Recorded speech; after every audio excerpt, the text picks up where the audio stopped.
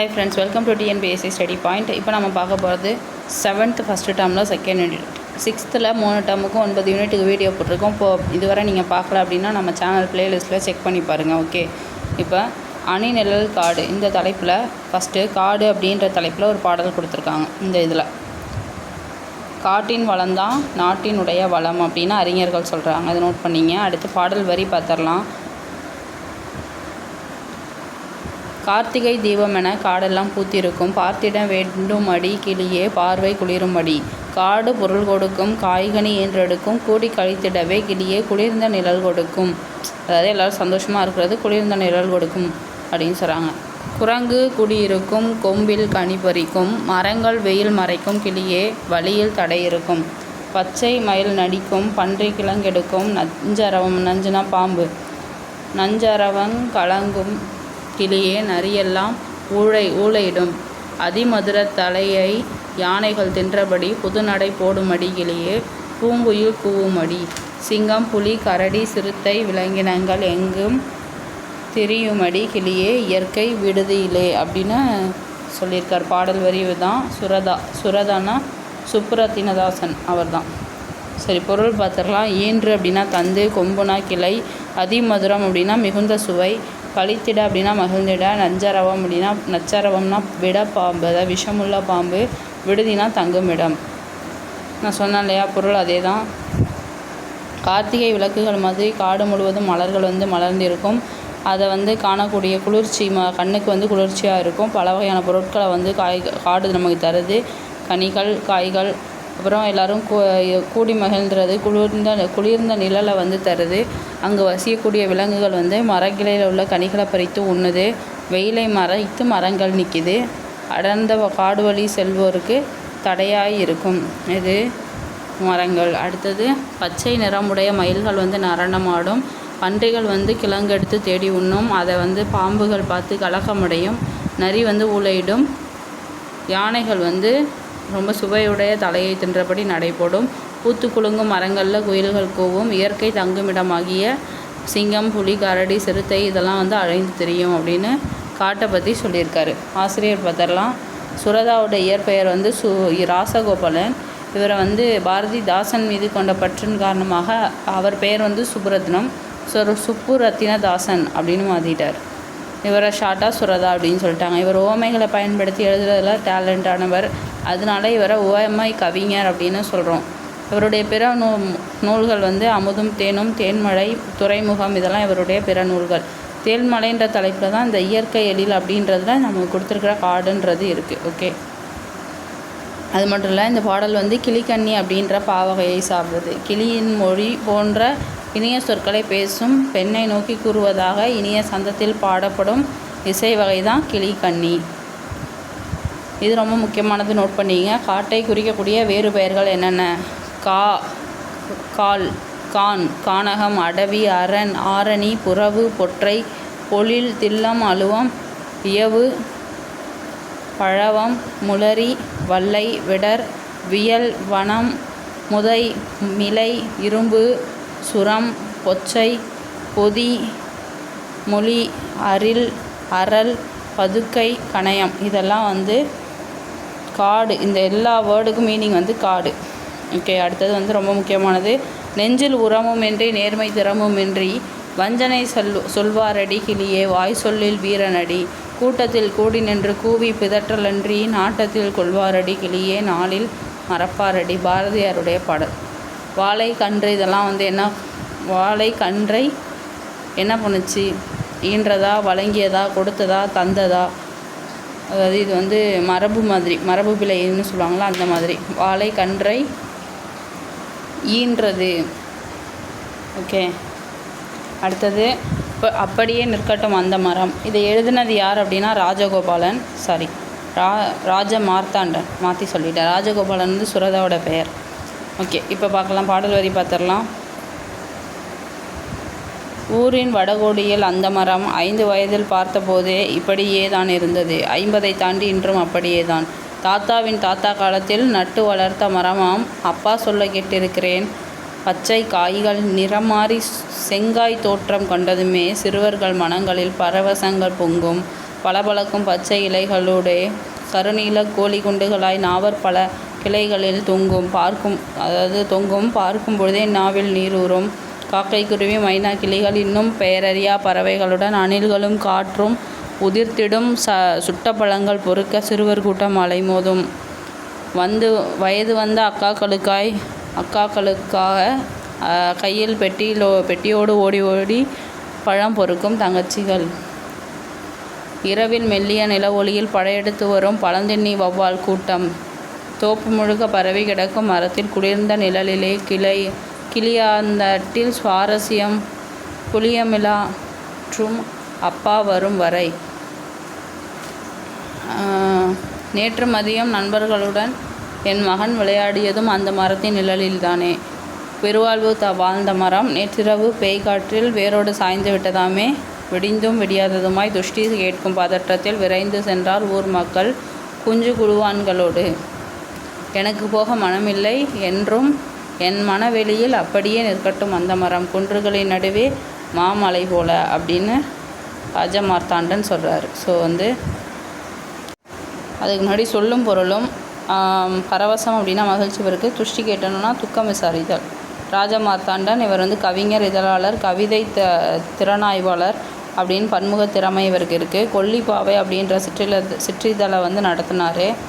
ராஜமார்த்தாண்டன் கவிதைகள் அப்படின்ற நூலுக்காக தமிழக வளர்ச்சித்துறையோட பரிசு பெற்றிருக்காரு. சிறந்த தமிழ் கவிதைகளை தொகுத்து ஒங்குதேர் வாழ்க்கை அப்படின்ற தலைப்பில் நூலாக்கியிருக்கார். ஓகே, அடுத்தது இது ரொம்ப முக்கியம். கொப்புகள் விளக்கி கொத்து கொத்தாய் கருவேலங்காய் பறித்து போடும் மெய்ப்பனை ஒரு நாளும் முட்கள் சிராய்ப்பதில்லை. அதான் சிராய்ப்பதில்லை கருவ முட்கள். அடுத்தது குழந்தை வரைந்தது பறவைகள் மட்டுமே. அதாவது குழந்தை பறவைகளை மட்டும்தான் வரைஞ்சி வானம் தானாக உருவானது அப்படின்னு சொன்னது யார் அப்படின்னா காலப்பிரியா. நாவர் பழத்திற்கு உவமையாக கூறப்படுவது கோழி குண்டுகள். சுட்ட பழம்னா மண் ஒட்டிய பழங்கள். அடுத்தது விலங்குகள் உலகம். ஆமாம், இது ரொம்ப முக்கியமானது. மொண்டந்துறை அது என்ன அப்படின்னா புலிகள் காப்பகம். ஓகே, இதில் முக்கியமானதுன்னு பார்த்தா இது இருக்குது. தமிழ்நாட்டின் 2வது மிகப்பெரிய காப்பகம் இந்த முண்டந்துறை புலிகள் காப்பகம். இது 895 சதுர கிலோமீட்டர் பரப்பளவு உடையது. இங்கே இதெல்லாம் இருக்குது. ஓகே, அதை முக்கியமானது அதோட பரப்பளவு தான். அடுத்தது இது பார்த்துங்க, இது ஆசியாவில் இருக்கிற யானை.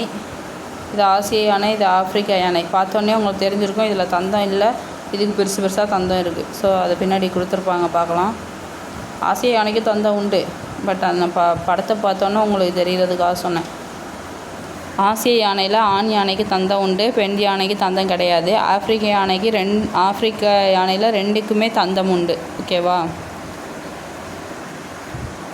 அடுத்தது யானையை பற்றி முக்கியமான பாயிண்ட்ஸு. யானைகள் கூட்டமாக தான் வாழும். ஒரு பெண் யானை தான் அந்த கூட்டத்தை தலைமை தாங்கும். யானைகள் அதுக்கு தேவையான உணவு, நீர் இதுக்காக இடம்பெயர்ந்துகிட்டே இருக்கும். ஒரு நாளைக்கு 250 கிலோ புல் இலை தலை எல்லாத்தையும் 250 kg. ஓகே, அடுத்தது குடிக்கிறதுக்கு 65 லிட்டர் தண்ணியாக இவ்வளவும் அது இது பண்ணும். இன்னொன்று அதுக்கு நினைவாற்றல் ரொம்ப அதிகம். பாசம் நிறைந்த விலங்கு. அதுக்கு கண்ணு தெரியாது, ஆனால் மோப்ப சக்தியும் கேட்கும் ஆற்றலும் அதிகம். ஓகே, இது ரொம்ப முக்கியமானது. தமிழ்நாட்டில் வனக்கல்லூரி அமைந்துள்ள இடம் மேட்டுப்பாளையம், கோவை மாவட்டம். இங்கே இளநிலை வனவியல், முதுநிலை வனவியல்ன்ற 2 படிப்புமே இருக்குது. கரடி ஒரு அனைத்துண்ணி. அது கரடியோட வெயிட்டு அதோட ஒரு நல்லா வளர்ந்த கரடி 160 கிலோ வெயிட் இருக்கும். புலி தான் ஒரு நாட்டோட வளத்தை பிரதிபலிக்கிறதா இருக்குது. அது மட்டும் இல்லை, இது தனித்து வாழக்கூடிய இயல்புடையது. கருவுற்ற நாளில் இருந்து 90 நாட்களில் 2 to 3 குட்டிகள் போடும். அந்த குட்டிகளை 2 வருஷம் வளர்த்துட்டு அப்புறம் தனியாக விட்டுரும். இது ஒரு பண்புள்ள விலங்கு அப்படின்னு சொல்கிறாங்க. காட்டுக்கு அரசன் எது? ஓகே, அடுத்தது ஆசிய சிங்கம். இந்த ஆசிய சிங்கம் வந்து சிங்கத்துலேயும் ஆசிய சிங்கம், ஆப்பிரிக்க சிங்கம்னு 2 டைப் இருக்குது. இந்தியாவில் வந்து குஜராத்தில் தான் இந்த கிர் அப்படின்ற சரணாலயம் இருக்குது. இந்த சரணாலயத்தில் ஆசிய சிங்கங்கள் இருக்குது. இங்கே மட்டும்தான் இருக்குதுன்னு கொடுத்துருக்காங்க. ஸோ ஆப்பிரிக்க சிங்கத்தை விட்டுருங்க. ஆசிய சிங்கம் கிர் சரணாலயத்தில் குஜராத்தில் இருக்குது. அவ்வளோதான். இப்போ இந்த மானில் வந்து நிறைய டைப்ஸ் கொடுத்துருக்காங்க. சருகுமான், மிலாமான், வெளிமான், இதெல்லாம் வந்து மானோட டைப்ஸு. ஆசிய யானையில் பெண் யானை ஆண் யானை வேறுபடுத்துறது வந்து தந்தம். தமிழகத்தில் புதிய காப்பகம் அமைந்துள்ளது எங்கன்னா முண்டந்துறை. ஓகே, அடுத்தது காட்டின் வளத்தை குறிக்கும் குறியீடு வந்து புலி. யானை கூட்டத்திற்கு ஒரு பெண் யானை தான் தலைமை தாங்கும். கரடிகளை தேனீகள்லேருந்து பாதுகாக்கிறது அதோட ரோமம். இந்திய வனமகன். ஓகே, இதில் ரொம்ப முக்கியமானது இவர் பேர் வந்து ஜதவ் பயங். இவர் பேர் வந்து ஜதவ் பயங். இவர் ரொம்ப துணிச்சலான விஷயங்கள்லாம் நிறைய செஞ்சுருக்காரு. அவரை பற்றி தான் அந்த ஸ்டோரி கொடுத்துருப்பாங்க. ஒரு தடவை வாசித்து பாருங்கள். நான் முக்கியமான பாயிண்ட்ஸ் மட்டும் சொல்கிறேன். ஓகே, ஜதவ் பயங் இவர் வந்து 30 வருஷத்தில் ஒரு காட்டையே உருவாக்கியிருக்காரு பிரம்மபுத்திரா ஆற்றுக்கு பக்கத்தில். 1979 ஒரு வெள்ளம் வந்திருக்கும். எங்கே அப்படின்னா பிரம்மபுத்திரா ஆற்று அந்த இடத்துக்கிட்ட. ஸோ சமூக காடுகள் வளர்ப்பு திட்டத்தில் அவரை ஈடுபடுத்தியிருப்பார். அரசு வேளாண்மை பல்கலைக்கழகத்தோட பேராசிரியரான ஜாதுநாத் அப்படிங்கிறவரோட உதவியோட அவர்கிட்ட அறிவுரைகள் கேட்டுட்டு அந்த இடத்துல வந்து மண்புழு, சிவப்பு கட்டணமெல்லாம் விட்டுருப்பார். 2012ஆம் ஆண்டு ஜவஹர்லால் நேரு பல்கலைக்கழகம் இவருக்கு வந்து இந்திய வனமகன் அப்படின்ற பட்டத்தை வழங்கியிருக்கு. 2015 பத்மஸ்ரீ விருது கொடுத்துருக்கு. கவுஹாத்தி பல்கலைக்கழகம் வந்து மதிப்புறு முனைவர் பட்டம் வழங்கியிருக்கு.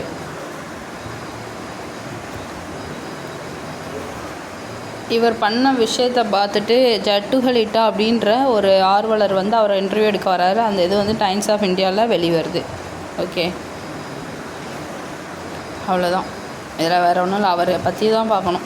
ஓகே, அடுத்தது வந்து இலக்கணம் 4 வகை குறுக்கங்களை பற்றி தான் பார்க்க போகிறோம். ஒவ்வொரு எழுத்தும் அதை ஒலிப்பதற்குரிய கால அளவு உண்டு. அது நமக்கு தெரியும். அதை மாத்திரைன்னு சொல்லுவோம். எல்லாம் வந்து எல்லா இடத்துலையும் ஒரே மாதிரி ஒலிக்கிறது கிடையாது. சில இடத்துல தனக்குரிய மாத்திரை அளவிலிருந்து குறைந்தோ அதிகரித்தோ ஒலிக்கும். அதை பற்றி தான். அதில் குறைந்து ஒலிக்கிறத குறுக்கம் அப்படின்னு சொல்லுவோம். இதில் வந்து இப்போ நம்ம பார்க்க போகிறது குறுக்கங்களோட வகைகள். மொத்தம் 4 இருக்குது. என்னென்ன அப்படின்னா ஐகார குறுக்கம், அவ்கார குறுக்கம், மகர குறுக்கம், ஆயுத குறுக்கம். ஃபஸ்ட்டு ஐகார குறுக்கம் பார்த்துடலாம். ஐ, கை, பை, அது வந்து ஐகார எழுத்துக்கள். இது தனித்து வரும்பொழுது தனக்குடைய 2 மாத்திரை அளவில் ஒலிக்கும். முதல்ல வரும்பொழுது 1.5 மாத்திரை அளவில் ஒலிக்கும். இடையிலையும் இறுதியிலையும் வரும்பொழுது 1 மாத்திரை அளவில் ஒலிக்கும். உதாரணம் கொடுத்துருக்காங்க பார்த்துங்க. அடுத்தது அவ்கார குறுக்கம். இது வந்து இந்த 2 அவ்கார எழுத்தும் வந்து தனியாக வரும்பொழுது தனக்குரிய 2 மாத்திரை அளவில் ஒலிக்கும். முதல்ல வரும்பொழுது 1.5 மாத்திரை அளவில் ஒலிக்கும். இடையிலையும் இறுதியிலையும் இது வராது. அடுத்தது மகர குறுக்கத்தை பொறுத்த வரைக்கும் என்ன அப்படின்னா அம்மா பாடம் படித்தான். இதில் இந்த இம்மு இதெல்லாம் பார்த்தா மகர எழுத்து. இதுக்கு அதோட மாத்திரை அளவுலேருந்து குறையாமல் அரை மாத்திரை அளவில் ஒலிக்குது. ஆனால் வளம் வந்தான் அப்படின்ற இடத்துல இந்த அரை வந்து காலாக குறைஞ்சிடுது. ஏன் அப்படின்னா இந்த இம்முக்கு பக்கத்தில் உள்ள இந்த வந்து அதோட மாத்திரை அளவை குறைக்கிறதுக்கு வழி பண்ணுது. ஓகே, அதே மாதிரியே இன்னொரு வார்த்தை போலும் அப்படின்ற சொல்ல வந்து போன் அப்படின்னும், மருளும் அப்படின்ற சொல்ல வந்து மருண் அப்படின்னும் ஓசை சீரமைப்பிற்காக பயன்படுத்துகிறாங்க. இந்த சொற்களில் வந்து இந்த மாதிரி வர்றது வந்து அரை மாத்திரை அளவுலேருந்து 1/4 மாத்திரை அளவாக ஒலிக்குது. இதையும் மகர குறுக்கம் அப்படின்னு தான் சொல்லுவோம். அடுத்தது வந்து ஆயுத குறுக்கம். எஃது ஆயுத எழுத்து வந்து தனக்குரிய அரை மாத்திரை அளவிலிருந்து முழுமையாக ஒலிக்கும். ஆனால் இந்த மாதிரி முள் ப்ளஸ் தீது அப்படின்றத முக்ரீது அப்படின்னு போடும்பொழுதும், கல் ப்ளஸ் தீது அப்படிங்கிறத கக்ரீது அப்படின்னு போடும்பொழுதும் ஆயுத எழுத்து அதோட அரை மாத்திரை அளவில் இருந்து குறைந்து 1/4 மாத்திரை அளவாக ஒலிக்கும். இது மாதிரி குறைந்து ஒலிக்கிறத வந்து ஆயுத குறுக்கம் அப்படின்னு சொல்லுவோம். ஓகே, நம்ம இப்போ 4 பார்த்துட்டோம். வேட்கை அப்படின்ற சொல்ல ஐகாரம் வந்து கடைசியில் இன்னொருன்னு சொல்லியிருந்தோம். மகர குறுக்கம் இடம்பெறாதது வந்து இதுதான். சொல்லின் முதலில் மட்டும் வருவது வந்து ஔகார குறுக்கம். ஓகே, அடுத்தது அவ்வளோதான் நினைக்கிறேன். கலைச்சொற்கள் மட்டும்தான் இருக்கும், அதை மட்டும் பார்த்துக்குங்க. அதோட இந்த யூனிட் முடிஞ்சிடும். தீவு வந்து ஐஸ்லாண்ட். இயற்கை வளம் நேச்சுரல் ரிசோர்ஸ். வைல்ட் அனிமல்ஸ் வன விலங்கு. ஃபாரஸ்ட் கன்வர்ஸ்டர் வன பாதுகாவலர். பரபிள் உவமை. ஜங்கிள் காடு. ஃபாரஸ்ட்ரி வனவியல். பல்லுயிர் மண்டலம் பயோடைவர்சிட்டி. அணுவை துளைத்து 7 கடலை புகட்டி குறுக்கத்தரித்த குறள் அப்படின்னு ஔவையார் சொல்லியிருக்காங்க. குறள் பார்க்கலாம். ஒழுக்காரா கொள்க ஒருவன் தன் நெஞ்சத்து அழுக்காறு இல்லாத இயல்பு. ஒருவன் தன் நெஞ்சில் பொறாமை இல்லாத குணத்தையே ஒழுக்க நெறியாக கொண்டு வாழ வேண்டும். ஓகே, இதுதான் இதுக்கான பொருள். அவ்விய நெஞ்சத்தான் ஆக்கமும் செவ்வியான் கேடும் நினைக்கப்படும். பொறாமை கொண்டவருடைய செல்வம் பொறாமை இல்லாதவனுடைய வறுமையும் ரெண்டுமே வந்து சான்றோரால் ஆராயப்படும். ஒருத்தன்ட்ட பொறாமை இருக்குது, அவன்கிட்ட செல்வம் இருக்குன்னா, இன்னொருத்தர்கிட்ட பொறாமை இல்லை, அவர்கிட்ட வறுமை இருக்குன்னா, ரெண்டுமே சான்றோரால் ஆராயப்படும் அப்படின்னு சொல்கிறாங்க. அடுத்தது வந்து புறம் கூறாமை. கண்ணின்று கண்ணற சொல்லினும் சொல்லற்க முன்னின்று பின் நோக்கா சொல். ஒருவருக்கு நேர் நின்று கடுமையான சொற்களை சொன்னாலும் சொல்லலாம், ஆனால் அவர் இல்லாதப்ப புறம் கூறுதல் மட்டும் கூடாது.